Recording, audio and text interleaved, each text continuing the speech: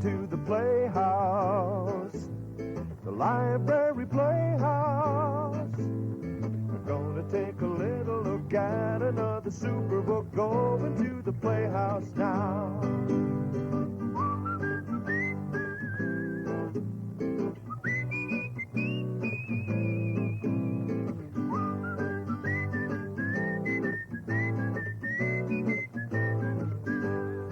This is a book, and these are basketball shoes.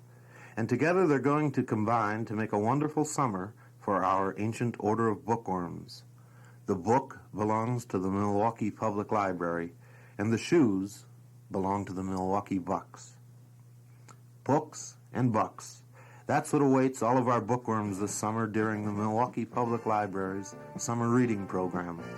Our theme this year is Score with Books. We've got an exciting program set up for you that will fill your summer days with the fun of good reading. Now here is your librarian, Miss Mary Elizabeth Ledley, to tell you all about it. Hello everyone, and welcome to our annual Ancient Order of Bookworms special. And it is a very special indeed. As you regular library users know, each summer we have an AOBW summer reading program with a central theme. And in the past, we've done a lot of interesting and varied things, but I think this year we've really come up with something that you're going to enjoy. I'm sure that you know that this is the Milwaukee Public Library's 100th birthday, and the Milwaukee Bucks, as a salute to the library, are co-sponsoring this summer's Ancient Order of Bookworms program. Now today, we're going to do a couple of different things. We're going to show you scenes from just a couple of books that you could read this summer. And of course, we're going to act out scenes with our library players, so you'll get an idea. I think you might want to read both of these books. But then we're going to do something else. Because of the Bucks co-sponsorship, we thought it very appropriate to talk about basketball for a while. And today we have a very special guest, Quinn Buckner. This is an interview that we taped earlier with Quinn and the library players. Quinn Buckner grew up in Phoenix, Illinois, and was a football and basketball star at Thornridge High School. After graduation from high school, he went on to Indiana University, where he played football and basketball his first 2 years. In his final 2 years in college, he concentrated only on basketball, but was still good enough football player to be drafted by a professional football team. He was a star guard on the United States Olympic basketball team, which won the championship at Montreal. He became a starting guard for the Milwaukee Bucks in his rookie year, and this year led the Bucks to a berth in the National Basketball Association playoffs. Welcome, Quinn. Thank It's you. a real pleasure to have you here. Glad to be here. Thank you. These young people are our library players, and they have all sorts of interesting questions to ask you. But I'm going to start the ball rolling, and I didn't really mean to say it that way, but what happens when you're practicing for a game? What sort of maneuvers do you go through to prepare for a game or a specific team? Well, early in the year, we do a lot of drills, and as the season progresses, we start practicing a little less, and even to the point where we just may come in, shoot some free throws, jump shots, and have a scrimmage. But in preparing for our opponents, Coach Killer usually has a scouting report, or we do have what I call a Betamax machine of that type, where we're able to watch the opponent in one of the previous games. I suppose you study particularly the opponent that you're going to be playing. Yeah, I do, but I also like to have a good idea of what he does with the team, because just watching him gives you an idea of his particular moves, but there's still 4 other guys that you need to know what they're going to do when he's in this certain thing, too. Okay, thank you. All right, who has a question? Michael? What was one of the hardest people to guard against? I'm a little biased, but the guy that can come to my mind right away is David Thompson. He's as tough as anybody I've ever had to guard. And you and David Thompson are good friends. Yeah, we're good friends, but we get on the court, and in 48 minutes, we just have different objectives, and we have to go at it that way. Okay. What made you decide to become a basketball player instead of a football player? Well, actually, I was trying to avoid getting hit a lot. I really was. I enjoyed football for the time that I played, but then there comes a time when you find yourself not wanting to go out to practice because you don't feel like hitting anybody. And I was fortunate enough to have the choice between football and basketball, so I took basketball. And we're glad you did, right? Thank you. Right. Okay. Who were some of your sports heroes when you were young? Well, Oscar Robertson happened to be one. I have to say Jerry West, too, when you look back at it. I think, as far as players, those were two real players, and I can immediately identify with them because I'm a guard and they are, too. What kind of books do you like reading? Mystery, adventure? I like reading mysteries more than anything else. I like going through the book and trying to figure out what's going to happen at the end. I'm rarely right, but I have a lot of fun trying anyway. When you were young, when did you first decide to become a pro basketball player? Well, I don't know. That might have been a lifelong ambition, but basically I just started playing sports, for the sake of enjoying them, just as, I'm sure you kids do. And it just happened that I was able to get some things done with it. I was able to go to college because of my athletic ability, so I kept playing. Yeah. Back row here. When you were first accepted to play for the Bucks, how did you feel? When I was first accepted to play for the Bucks, I was frightened. This was, it's something that I guess I wanted, but I was not sure how I would be accepted. So I came in and I was just, it was a new situation, so I was really frightened. Do you sort of get sick when you're traveling a lot and you have to go into restaurants to eat? You better not get sick. I don't know if I can say I get sick, but I put it this way. If I had my choice, I'd rather eat at home than eat in a restaurant. I've done it so much in the last 4 or 5 years that I would rather just eat at home instead of eating out. We had one person over here yet. What do you do after games that you've won? What do I do after games that I've won? Yeah. Interesting. Well, I normally just go home and try to get something to eat. I enjoy eating. I can't kid anybody, so that's usually what I do. Just try to relax, maybe look at some television or whatever I can do to take my mind off the game right away. Okay, a while ago, someone asked, what kind of books you like to read, and I'm glad you asked that because that's really what we're here about today. We're talking about basketball, but we're also talking about reading. Did you read a lot as a kid these days?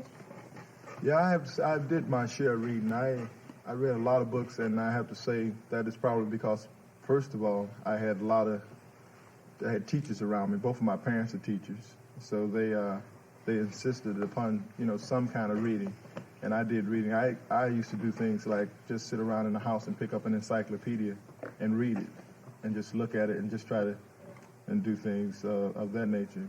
And it's carried on to a great deal now. I find myself even picking up dictionaries, looking at it, just seeing words in it that even at my age, I'm very young, but just seeing the words that other people speak, and they say it very fluently, as to where it would take me a great deal of concentration to even come up with some of these words. So reading to me is very important. It was something that got me through college, and I'm hopefully will be attending law school and business school, and it will be a very important part of that activity.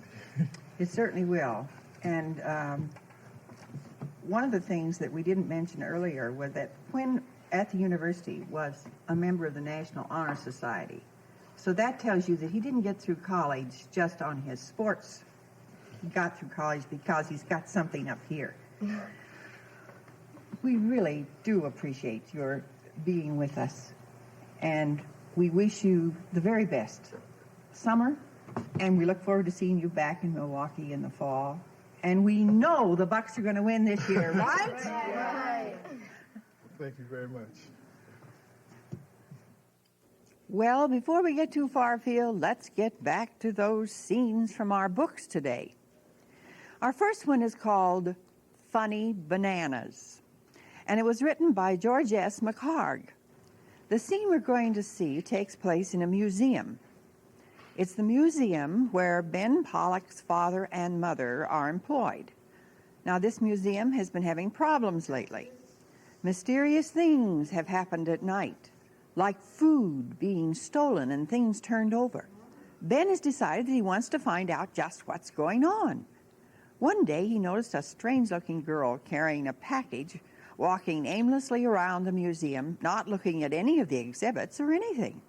And the very next day, he noticed this same girl again, carrying a package.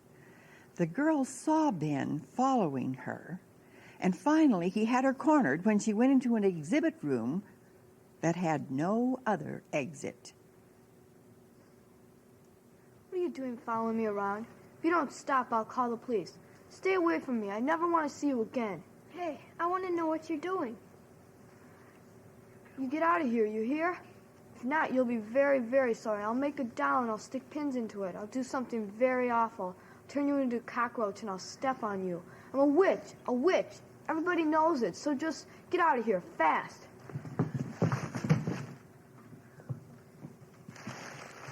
Listen, I'm sorry. I'm sorry about the package. But you shouldn't go around saying things like that. A witch. Besides, I want to know what you're doing here. You can't keep on messing up the museum, you know. Look, short and stupid, are you going to follow me all day? Probably. I'll probably follow you until you stop being so mean. And listen. Mean? Me, mean? Who do you think you are? You snoop?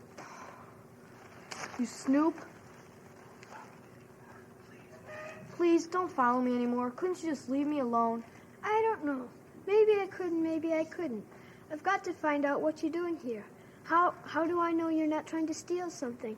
I'm protecting the museum. You know, you are mean. You don't even know what you're doing. He's alone and he's hungry. Who? Who in the world are you talking about? That was a good question that Ben asked. Who in the world was this so-called witch talking about? Who was in the museum and who was so hungry?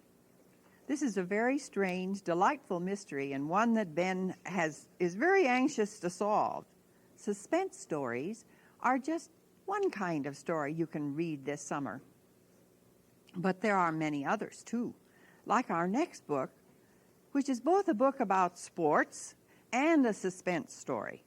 It's called The Baseball Bargain, and it's written by Scott Corbett. The story is about a young boy named Woody. Now, Woody just loved baseball, but he wasn't good enough to make the team at his school. That didn't, however, stop him from dreaming about it. The guy who seemed to control the team and who didn't want anyone on unless he said so was a boy named Leo. Now, one day at school, Woody stopped by Leo, and Leo told him to meet him at the bus stop in 5 minutes. So Woody headed over to the bus stop and waited and waited and waited. No Leo. Finally, however, he saw Leo walking down the street. Hi, Woody. I thought you said 5 minutes. I got held up. I got things to do. Now listen, I want to talk to you about my baseball team. What about it? You sure do want to play, don't you? Sure. So do a lot of other guys. But what would you do if you could play? Anything. Anything, that's the way to talk. That's the kind of team spirit I want. Of course, your hitting is lousy, but maybe I can do something about that. I'll make a bargain with you. If you do something for me, I'll make you a center fielder on my team. Just name it. What do you want? Old Stoneface has got some new baseball gloves down at the sporting goods store. Yeah, I know. I heard you talking about him. Oh, you did, huh? Well, then you know about how he won't let me into his store anymore? Mm-hmm. He's got some nerve. He couldn't prove I stole anything, even if he tried. But anyway, about these gloves, they're really something. Or they're not worth what he's asking, but they're still okay. So you want to play on my team, all right? I sure do. Well, I want one of those gloves, so I want you to get it for me. Oh, you mean you want me to go and buy it for you? You think I'd pay those prices? You kidding? Oh, well, what am I griping about? Anyway, that's why I asked you. You got that big, innocent look. You look so innocent that nobody'd ever spot you for anything. You could stuff a glove up under a baggy sweater and no No one would know anything about it. Not even old Stoneface would see you. What do you want me to do, steal it? Yeah, listen, that old crook owes me something for accusing me of stealing, but what chance have I got against him? Even if I had the $14, I wouldn't buy one of his gloves. It would be against my principles. Listen, that's the deal. I'm not here to argue about it. Come, stop by, show up tomorrow morning and tell me you got the glove. Show up tomorrow morning. Don't bring it to the field, above all, but give it to me later. But if you don't get it, don't even bother to show up. Woody was faced with a real dilemma. If he stole the glove, he could be on the team, which was the one thing in the whole world he wanted. But stealing? That was a different matter. You can find out how this book ends by stopping in at your public library and asking for The Baseball Bargain by Scott Corbett. Well, we have all kinds of books for you to read, and we'll see you at our library. And let me introduce you to our library players for today. The girl was Lindsay Schrader. The boy, Michael Copnell. Woody, Brian Griffin. And Leo was Michael Mathias. We'll look for you this summer at your library and join the AOBW Score with Books. Goodbye for now. The library playhouse. Library Playhouse was adapted and produced by David Beagle and directed by Eric Stearman. Your librarian for today was Miss Mary Elizabeth Ledley, Coordinator of Youth Services for the Milwaukee Public Library System.